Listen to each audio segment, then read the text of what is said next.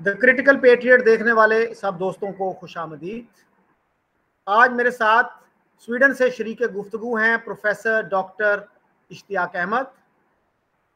आज मैं इनसे बात करना चाह रहा हूं पार्टीशन के हवाले से। डॉक्टर साहब, आपका एक आर्टिकल मैंने देखा डेली टाइम्स में, जिसमें आपने लिखा कि अंग्रेज़ों ने मास्टरमाइंड किया पार्टीशन को, और आपने रेफरेंस दिया लेफ्टिनेंट जनरल फ्रांसिस टक्कर का, जिसमें उन्होंने कहा था कि मुस्लिम कंट्रीज की एक इस्लामिक आर्क बननी चाहिए जो इंसर्कल करे सोवियत यूनियन को। जी। तो उसके साथ साथ कुछ लोग ऐसे भी तो थे ना, जैसे माउंटबेटन, जिन्होंने अपोज किया पार्टीशन को।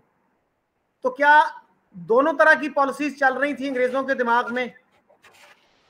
बात यह है कि एक इंपीरियल पावर, बल्कि कोई भी जो इस्टेब्लिश्ड गवर्नमेंट है, जिसके इंटरनेशनल लिंक्स हैं, इंटरेस्ट हैं, कनेक्शंस हैं, वो कभी एक पॉलिसी पे नहीं चलते। उनकी होती हैं कई ऑप्शंस, प्रेफरेंस नंबर 1, 2, 3 एंड 4, क्योंकि जैसे हालात होते हैं वैसी उनकी प्रायोरिटीज होती हैं। So let's begin. ये जो मैंने कहा था और ये जो फ्रांसिस टकर ने कहा है, वो बिल्कुल आपने पूरा अगर आप कोट कर देते तो बेहतर था।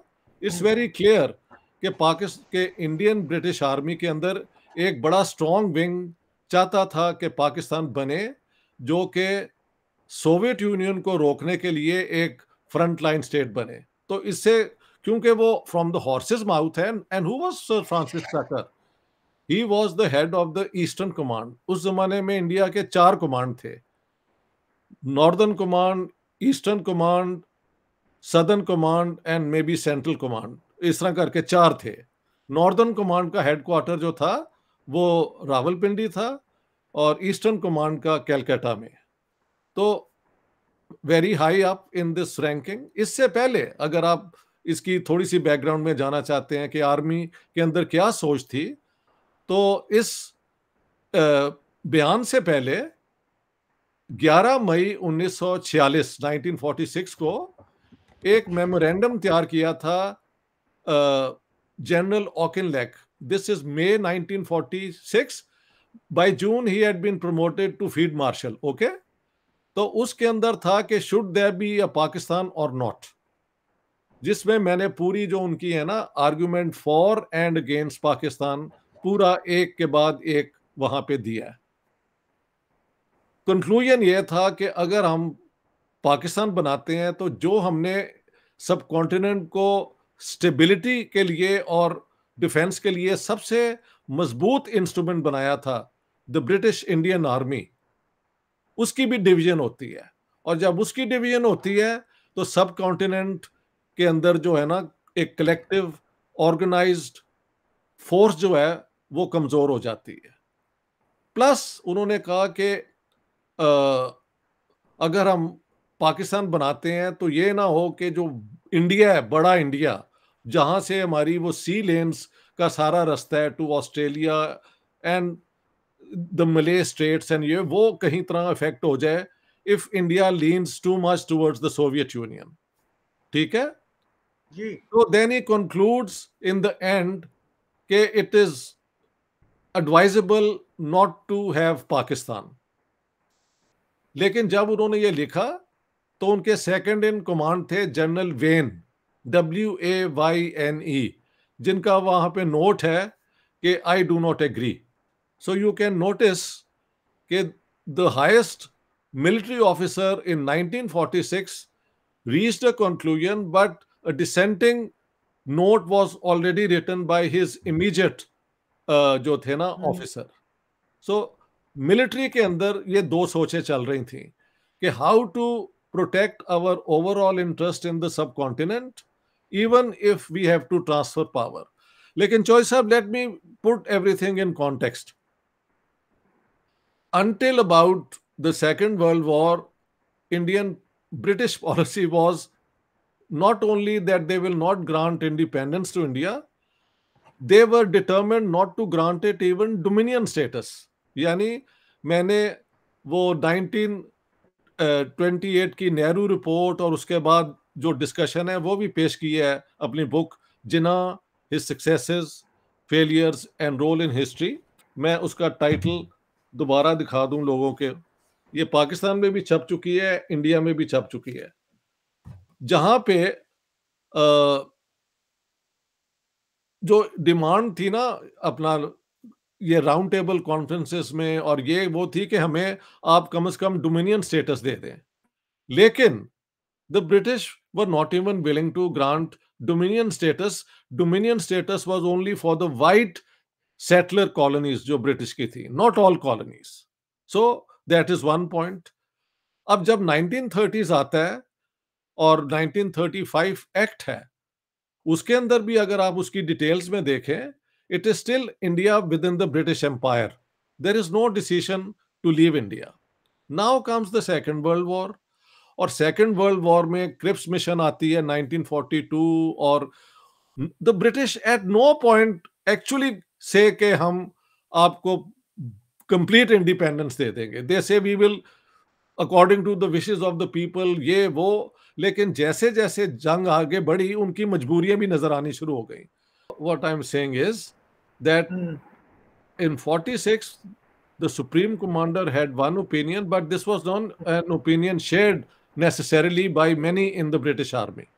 Right. Okay, that makes it clear. Yeah, that makes it clear. But I would like you actually to go back in time as well. Did the British at any point consider granting India independence, united or partitioned? This is the big question. And the answer has to be no until way into the Second World War. So what were the British aiming? 1928 तक अगर आप Nehru report भी देखें तो उसमें demand है कि हमें डोमिनियन स्टेटस दे दिया जाए. डोमिनियन स्टेटस का मतलब है डोमिनियन जो है वो वर्चुअली इंडिपेंडेंट, लेकिन हेड ऑफ स्टेट जो है वो द ब्रिटिश मॉनर्क होता है. ठीक है? That's right. So they had granted the status of dominion to white settler colonies. Australia, New Zealand, Canada और साउथ अफ्रीका के कुछ इलाके हैं, उनको रोडेशिया जो कहा जाता है.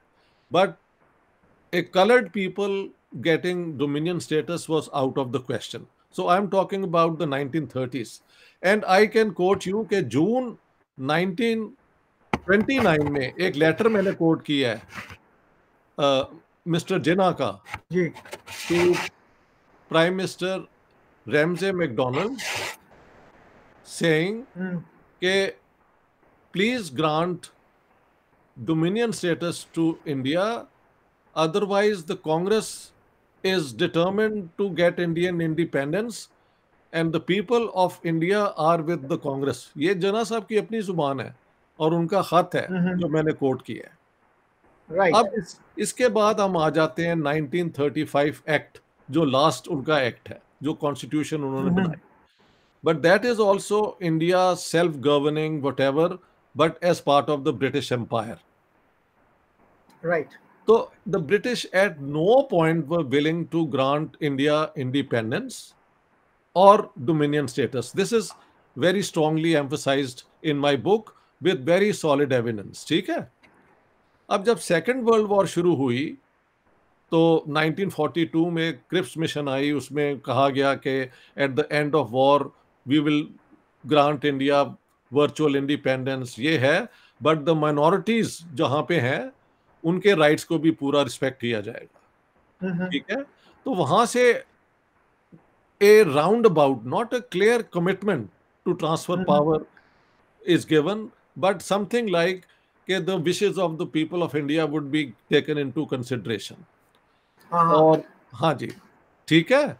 So if you look at this 1943 में मैं अब आता हूं, when the second last Viceroy, Lord Wavell, comes to take over. हाँ जी, from Lord Linlithgow, who had served from 1937 to 1943. और Linlithgow told Wavell, we are here for another 30 years. Now, wow. Yes, I've quoted it. And हाँ जी, evidence भी उसके अंदर है, verify आप कर लें। So if things had gone the way the British were hoping, 73 में मैंने एमए करके शायद स्वीडन का रुख भी कर लिया होता, I mean, but why then transfer of power in 47? This is the question. And why in a partitioned India? ये सवाल है ना, ये सवाल है। सही। What forced the Indian British hand to transfer power and then do it in two dominions? ये सवाल है। सही। उसमें ये है कि क्विट इंडिया मूवमेंट, जहाजियों का अपराइजिंग, और व्हाट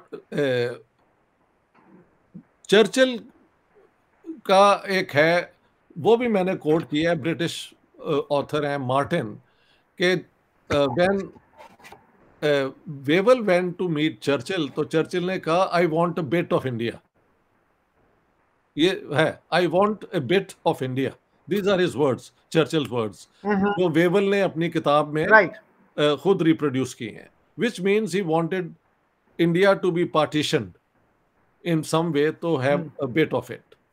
लेकिन होता क्या है, is it true that Churchill had a soft spot for the Muslim League and Muslims? Beyond doubt जी, बियॉन्ड डाउट। बल्कि वो तो जो उनकी कम्युनिकेशंस हैं वो पब्लिक में आ गई हैं। और एक और सुन ले, since you raise this point, तो एक ब्रिटिश मशहूर जर्नलिस्ट हैं, जिस तरह आप बहुत बड़े मशहूर जर्नलिस्ट हैं, वो उनके हैं अपना, एकदम मुझे नाम नहीं याद आ रहा, बट किताब के अंदर है 1943, व्हाट वाज हिज नेम यार, a very peculiar name, he came and he met Jinnah, and then जो उन्होंने किताब लिखी उसमें उन्होंने कहा कि मैंने जिन्ना साहब से जब बात की तो मैंने कहा कि आप पार्टीशन क्यों चाहते हैं?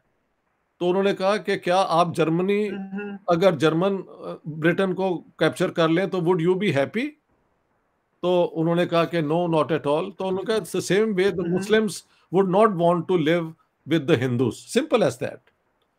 जिसके ऊपर जो किताब है वो चर्चिल ने अपनी बीवी को प्रेजेंट की और कहा कि after reading this book I am convinced that there should be Pakistan. तो दिस इज 1943। ओके, ये डेट भी आ गई, ये डेट भी आ गई। बट द बिग, अच्छा सर, ये बताइएगा, सॉरी फॉर इंटरप्शन, कि बहुत सारे लोग ये कहते हैं कि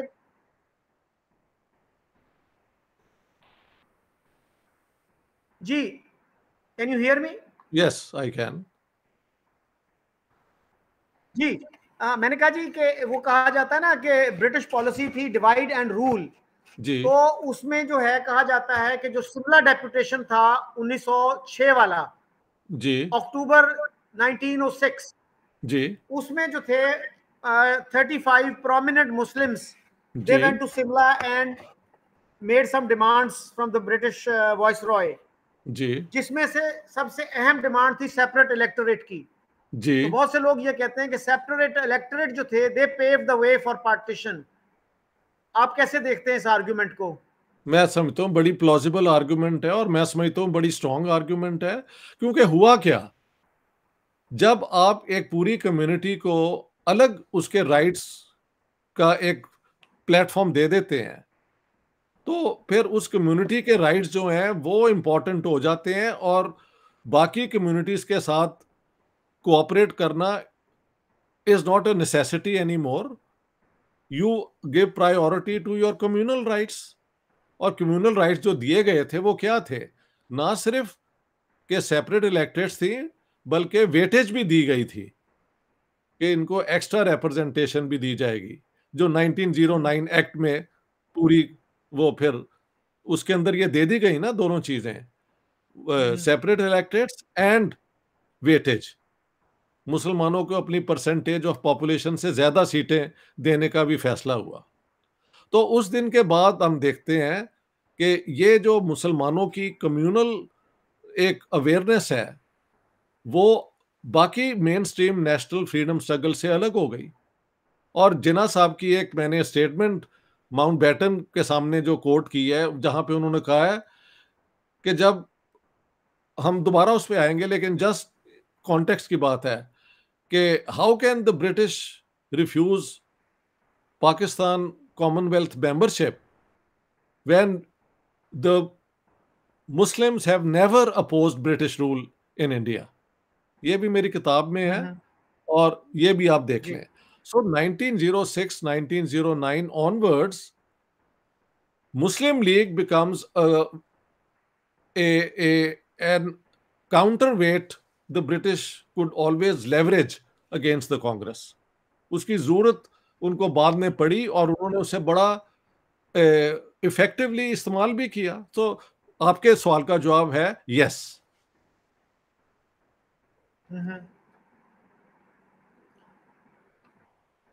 तो मतलब ये जो है कि डिवाइड एंड रूल तो उन्होंने किया, लेकिन कोई ऐसी इररेवोकेबल पॉलिसी उनकी नहीं थी कि पार्टीशन जरूर होनी चाहिए. नहीं, बिल्कुल नहीं थी. मैंने तो कहा उनकी policy partition, I have called it the twilight decision of the British. ये मेरे वो अगर आप चैप्टर पढ़ लेना, there is a chapter called the British decision to partition India. That's what I try to prove. The British still till, देखिए election होता है 1945 में, वो हार जाता है Churchill, so he is out, the labour party comes into power. ठीक है, राइट. लेकिन although the British won the war, economically they were reduced insolvent. They were heavily under debt to the Americans. और American pressure labour government पे था कि you transfer power to India, and they wanted India to be a united. वो partition के खिलाफ थे American. ठीक है, the American at no stage supported the idea of Pakistan until it came into being. और शुरू में उन्होंने बिल्कुल एक फॉर्मल सा रिलेशनशिप रखा है. पाकिस्तान को अपग्रेड जाके 51 में किया है. उनकी प्रेफरेंस थी united India as a counterweight to what they thought was emerging communism in Asia, in China. ये उनकी सोच थी. तो right, so the point is के why did they then have to partition India? उसमें वो मेरे चैप्टर में आर्गुमेंट है मिलिट्री जनरल्स की, कॉलोनियल ऑफिस की, कि हमारी इतनी ज्यादा इन्वेस्टमेंट है, हमारे इतने लोग यहाँ पे एम्प्लॉयड हैं, तो वी शुड सी के व्हेन वी ट्रांसफर पावर दो चीजें हों. एक कि हमारी इन्वेस्टमेंट्स जो हैं वो नेगेटिवली इफेक्ट ना हो, और कोई ऐसी हुकूमत ना आ जाए जो प्रो सोवियत हो या प्रो जापान हो. अभी जापान को भी वो कहते थे, ठीक है ना, कि क्योंकि एशियन ये वो वाली बात थी, INA का वो केस हो चुका था. सो दे थॉट कि ये नहीं होना चाहिए, एंड वी शुड एंश्योर कि हम इंडिया को under treaty, defence treaty Britain के साथ बांध ले through the commonwealth. So I have given all that evidence as well. अब सवाल पैदा होता है कि ये क्यों नहीं हो सका. उन्होंने जो प्रपोजल लेके आए वो थी cabinet mission plan. Cabinet mission plan जो है वो बेसिकली मुस्लिम लीग और जिना की सारी डिमांड्स को शॉर्ट ऑफ पाकिस्तान पूरा करता है. राइट. उन्होंने इंडिया को 3 ग्रुप्स में डिवाइड कर दिया. 2 ग्रुप मुस्लिम ग्रुप थे, majority provinces A, B and C, और A group Hindu majority provinces का. अब ये भी, why did they have to do that? What was the point? Who wanted all this done? Jinnah साहब ने वहां पे प्रोटेस्ट किया कि हम तो चाहते थे बस 2 ग्रुप हों, A और B, लेकिन इन्होंने A, B, C कर दिया.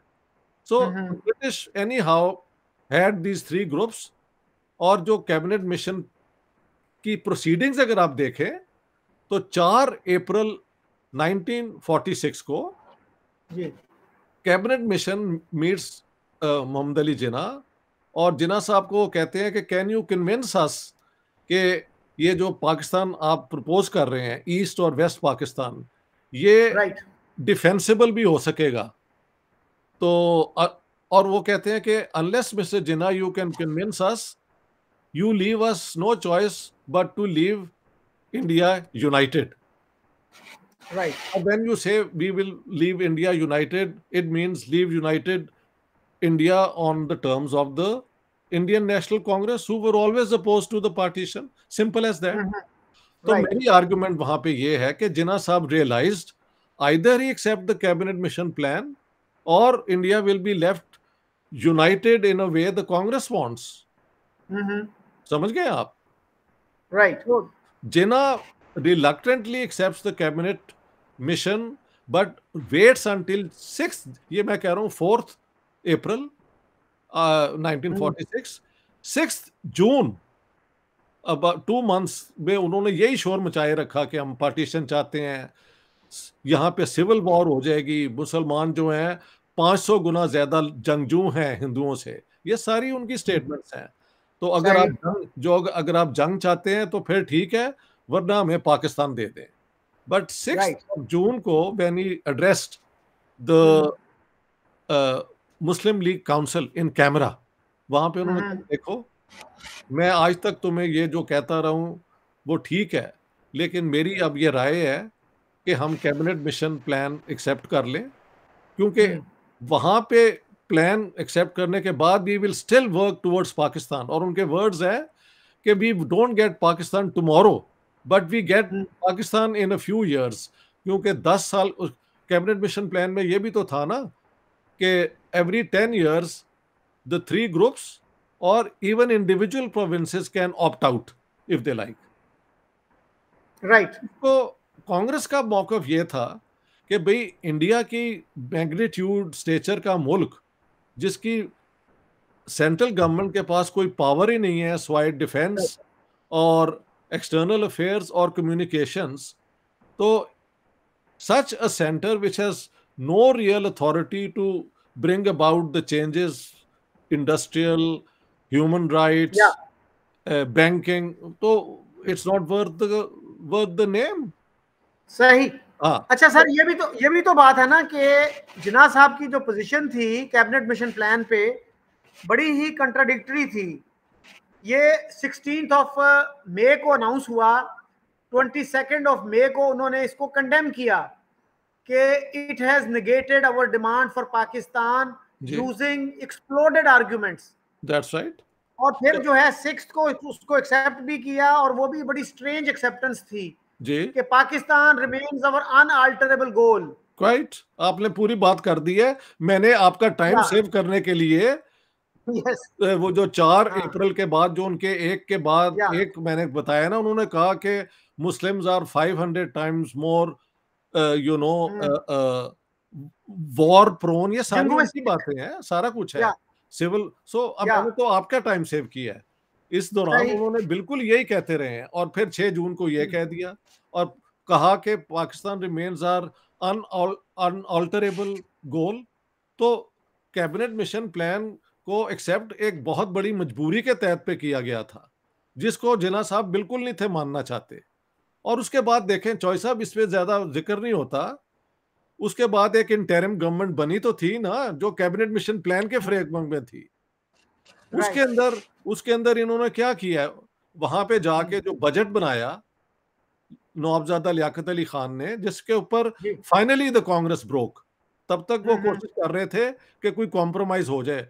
वो बजट क्या था कि जो इंडस्ट्री है और ट्रेड है उसके ऊपर 20-25% ड्यूटी इंपोज कर दी, और नो लैंड रिफॉर्म्स का जिक्र ही कोई नहीं। सही। सो उस बजट के बाद, अच्छा ये भी ऑन रिकॉर्ड ले आए आप, क्योंकि ये एक बहुत बड़ा ओकेजन है।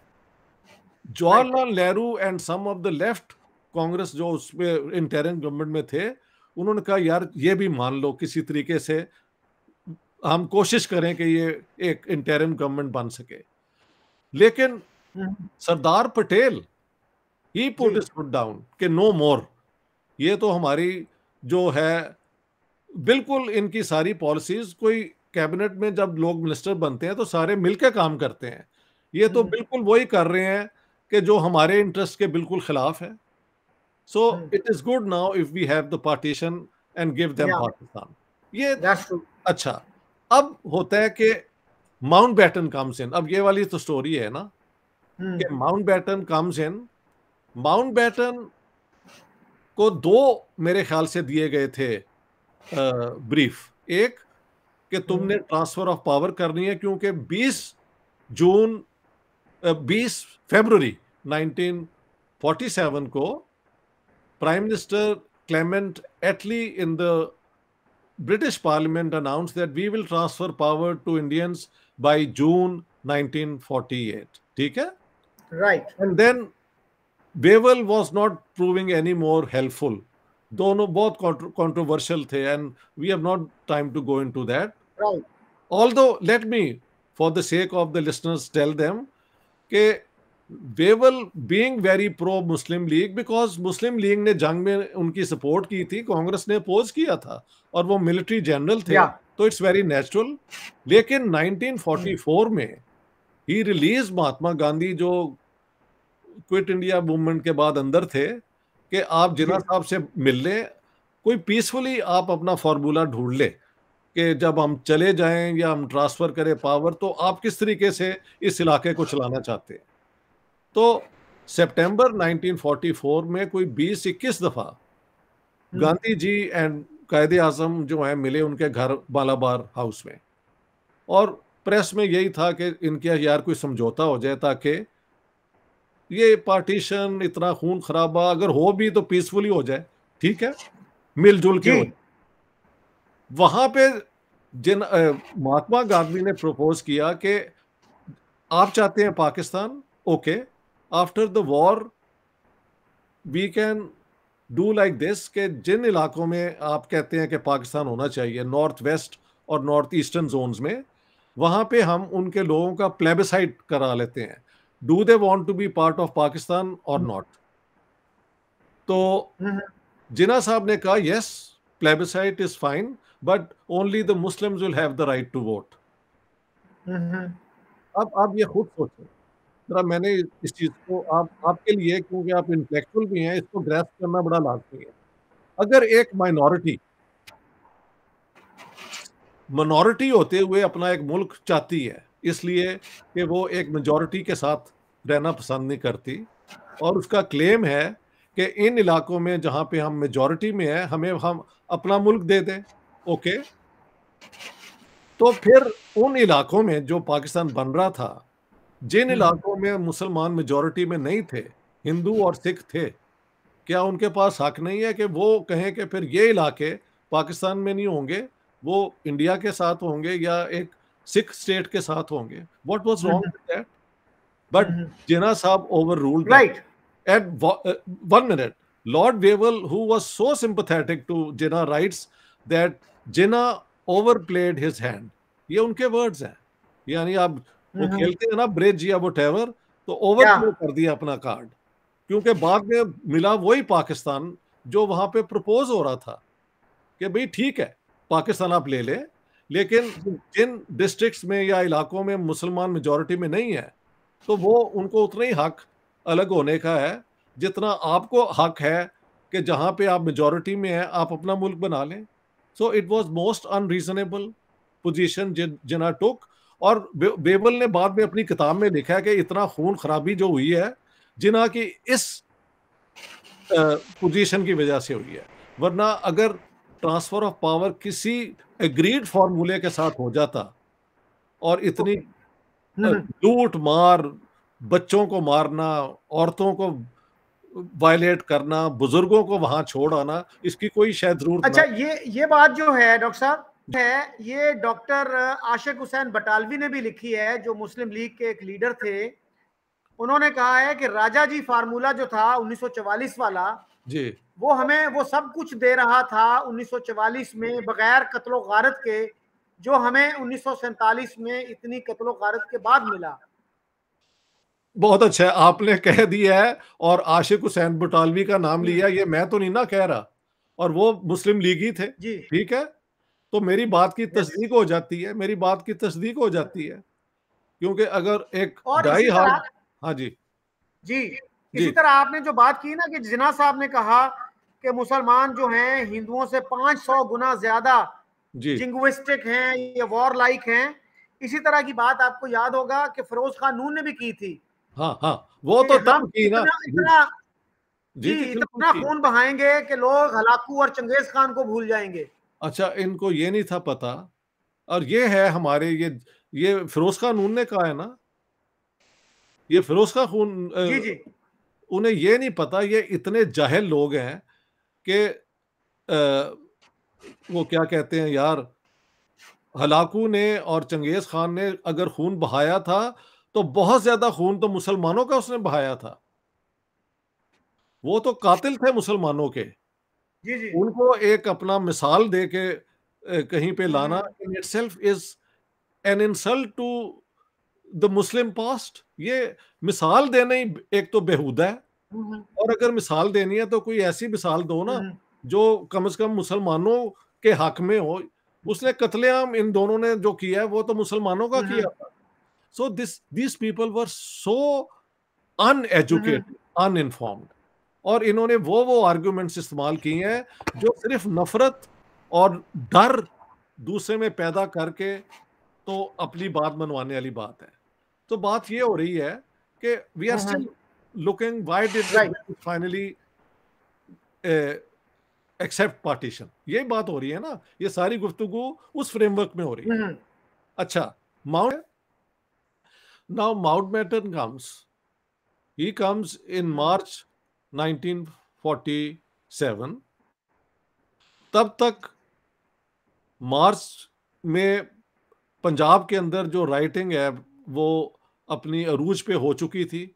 मार्च 4 से लेके, कुछ तो कहते हैं 3 की रात से लेके मिडल ऑफ मार्च तक लाहौर, रावलपिंडी, मुल्तान और अमृतसर में खूब कत्लेआम, छुरियां, ये वो, खास तौर पे सिखों के कुछ 5 से 7 हजार इन्होंने लोग भी मार दिए रावलपिंडी में। So all this had already taken place when Mountbatten comes. उसमें फिर माउंटबेटन की जो पूरी टॉक्स हैं बड़ी डिटेल्ड हैं, with all the leaders, all opinions को उन्होंने बुला के बात की।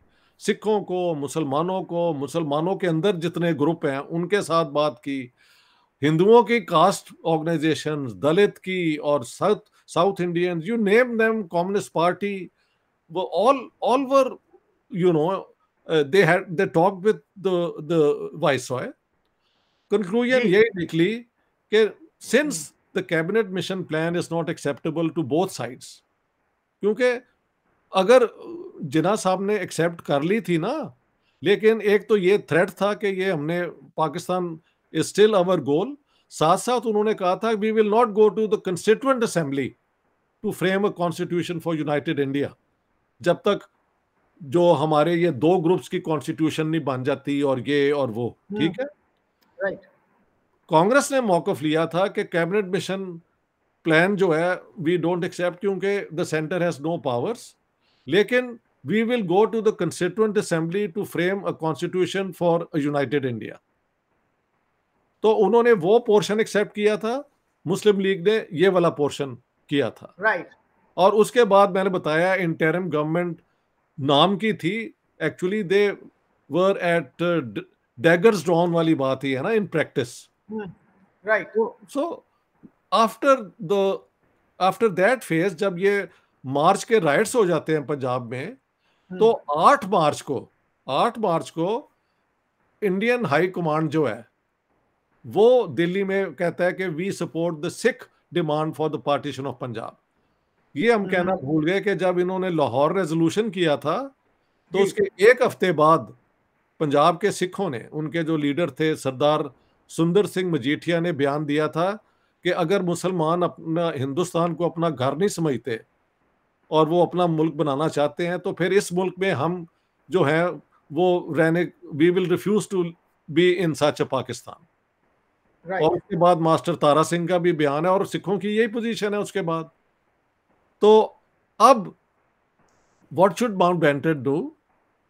ही देन टॉक्स टू, ये बड़ा इंटरेस्टिंग है क्योंकि उसको जो ब्रीफ दिया गया था कि इंडिया यूनाइटेड और divided both try to bring them into the commonwealth, ताकि वो सोवियत यूनियन का इन्फ्लुएंस किसी तरीके से नेगेट हो जाए अगर राइट। पार्टीशन भी होती है।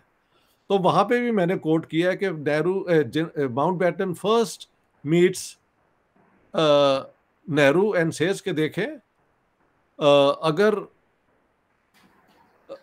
अब पाकिस्तान बनता है और वो कॉमनवेल्थ का हिस्सा बनना चाहते हैं and we grant them membership, तो in case of war between India and Pakistan we would be treaty bound to support Pakistan against you.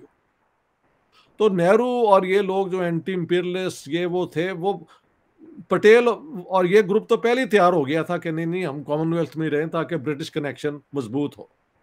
तो Nehru also was now put on the back foot. साथ ही उन्होंने विद इन अ डे और to जिन्ना साहब को मिले और कहा कि देखें, आई अप्रिशिएट कि आप कॉमनवेल्थ ज्वाइन करना चाहते हैं, but mister Jinnah be ready that your application may be refused, because if Pakistan becomes member of the Commonwealth and India does not, then in case of war, we'll have to support Pakistan and we can't afford to alienate India, the much bigger और जिनके साथ we don't want कि वो Soviet union के अंदर चले जाएं। Right. तो जिन्ना साहब भी एग्री कर गए और जवाहरलाल नेहरू भी कर गए। So once Mountbatten had brought them both onto the Commonwealth sort of agreement, he Right. immediately goes to England, convinces the British government कि यार बजाय एक साल वेट करने के, राइटिंग तो सुबह शाम हो रही है, now is the time to transfer power and get out of India. He comes back and on the 3rd of June 1947 the partition plan is announced. So partition is now a fact. Okay. उसमें जो चीज रखी गई कि Muslim majority जो दो provinces हैं बंगाल और पंजाब के, उनकी असेंबलीज को दो हिस्सों में डिवाइड किया जाएगा। Right. Muslim majority, non Muslim majority districts, Bengal and Punjab. अब ये असेंबली के दोनों ब्लॉक जो हैं वोट कर सकते हैं। If one block votes for partition, irrespective कि वो बड़ा ग्रुप है या छोटा ग्रुप है, these provinces will be partitioned. So let's put it on record. The demand for the partition of India is the demand of Muhammad Ali Jinnah. The demand for the partition of Punjab is the demand of the Sikhs. And the demand for the partition of Bengal is the demand of the Hindu Mahasabha and Congress. इस तरह है ये पूरा कि अगर आप India divide कर रहे हैं रिलीजन की बेसिस पे तो ये भी दोनों होंगे, तो ये भी अग्री हो गया।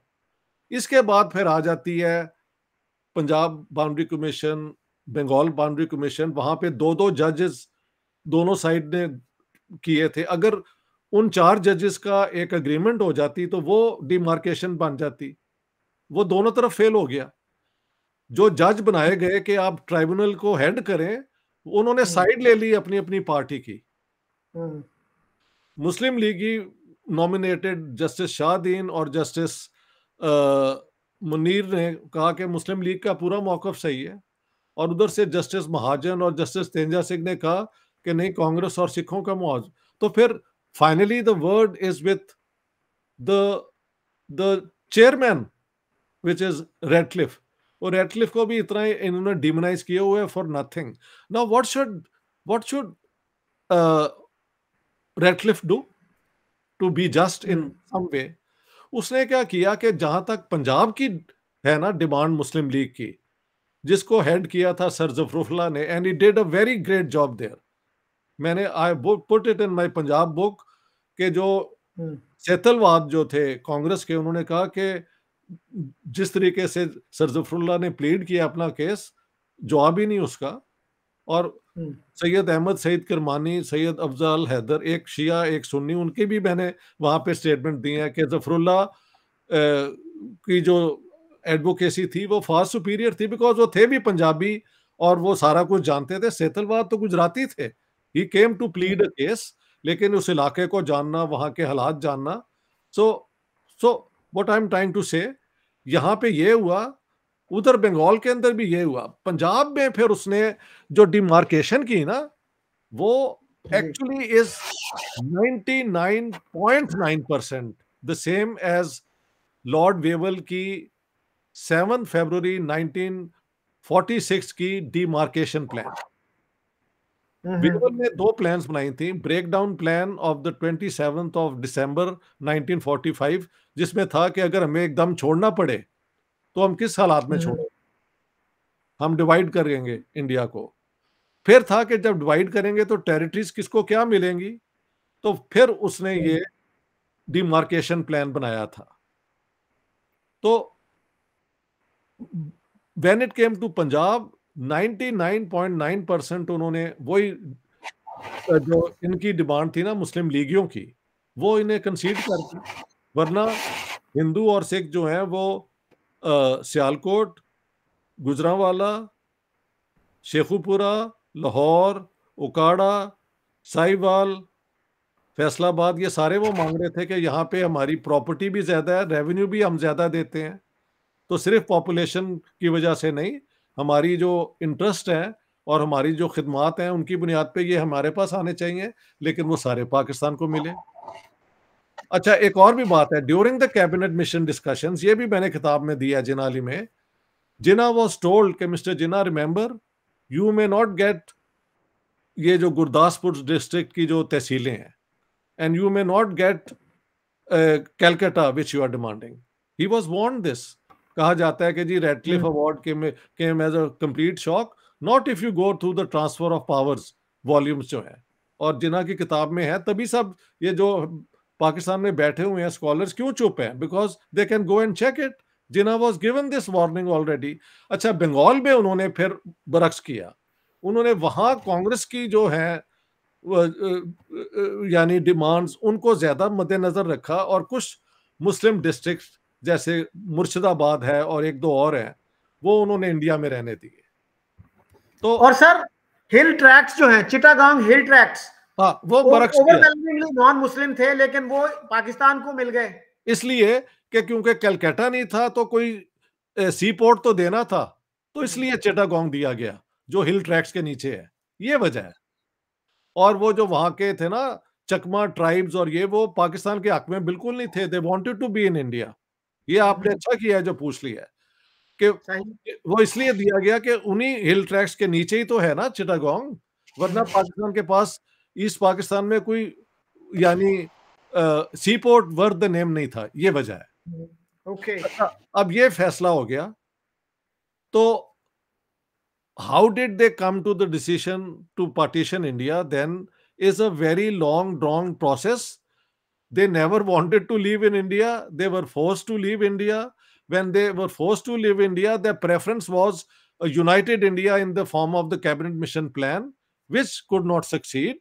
Then finally जो ये मिलिट्री वालों की एक है, हाँ, फाइनली एक चीज मैं कहना चाहता हूं कि बिफोर द 3 जून प्लान 12 मई 1947 को लंदन के अंदर, ये बड़ा इंपॉर्टेंट है चौधरी साहब, the three heads of the armed forces, air force, navy and army, hero of the second world war field marshal Montgomery, and I think lord इसमे और दो तीन और lesser people from the colonial office, they prepared a memorandum saying that if partition takes place, then we should demand from Pakistan के वो Karachi port facilities हमें दें, Pakistani air जो है फील्ड्स एक्सेस उनको दें, और मुस्लिम मैन पावर भी हमें प्रोवाइड करें, यानी पाकिस्तान आर्मी।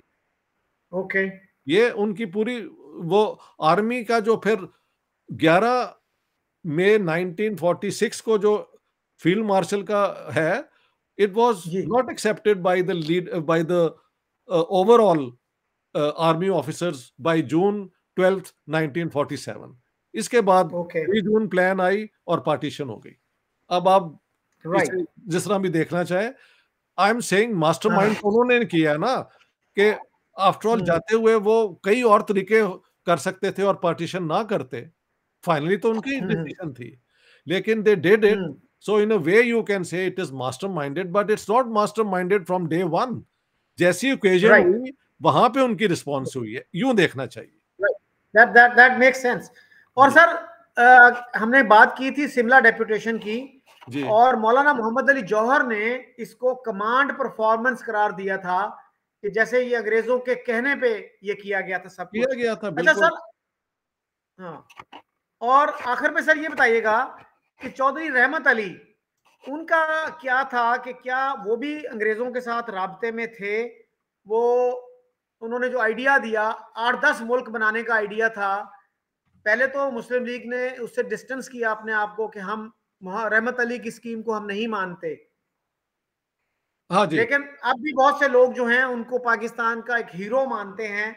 बहुत सारे लोग ऐसे भी हैं जो उनको कहते हैं कि नहीं वो रेलिवेंट नहीं है, और उन्होंने सख्त तनकीद की थी जिन्ना साहब पे, और उनको फिर पाकिस्तान छोड़ के जाना पड़ा था।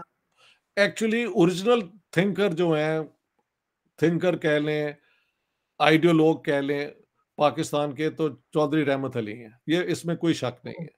क्योंकि जब से जिन्ना साहब ने ये टू नेशन थ्योरी को अडॉप्ट कर लिया, Jinnah was a late arrival for the two nation theory, लेकिन जब उन्होंने अडॉप्ट किया फ्रॉम लेट्स से 1937 ऑनवर्ड्स, तो उनके पास अपनी ओरिजिनल आर्गुमेंट तो कोई भी नहीं थी ना। उन्होंने हर वो आर्गुमेंट दी जो चौधरी रहमत अली ने अपनी पैम्फलेट्स में और डॉक्यूमेंट्स में बार बार पेश की थी, विदाउट एक्नॉलेजिंग कि ये एक्चुअली तो आर्गुमेंट चौधरी रहमत अली की हैं। So Jinnah became the advocate of a brief written by Chaudhry Rahmat Ali.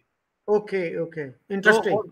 तो इस तरह देखना चाहिए, वेदर रहमत Ali was in the pay of the British intelligence or not. There are some people who think so, but ये इस तरह शक है, लेकिन प्रूफ तो नहीं ना है कोई। ओके, ओके, हाँ, प्रूफ, सॉलिड प्रूफ नहीं है, शक है। सही। लेकिन Chaudhary Rahmat Ali is the ideologue of the idea of Pakistan, नाम भी उन्होंने दिया, लेकिन उसको प्लीड इफेक्टिवली ना चौधरी रहमत अली कर सके, ना अलामा इकबाल कर सके, ना कोई और कर सका। उसके लिए फिर जो अपना मोहम्मद अली जिन्ना की जो सर्विसेज है वो अपनी जगह एक मुकाम रखती हैं। राइट और wrong is not the question. ये सही, बिल्कुल सही, सही। So thank you very much doctor साहब। तो इसी के साथ मैं आपसे और बाकी दोस्तों से इजाजत चाहता हूँ। खुदा हाफिज। बहुत बहुत शुक्रिया चौधरी साहब।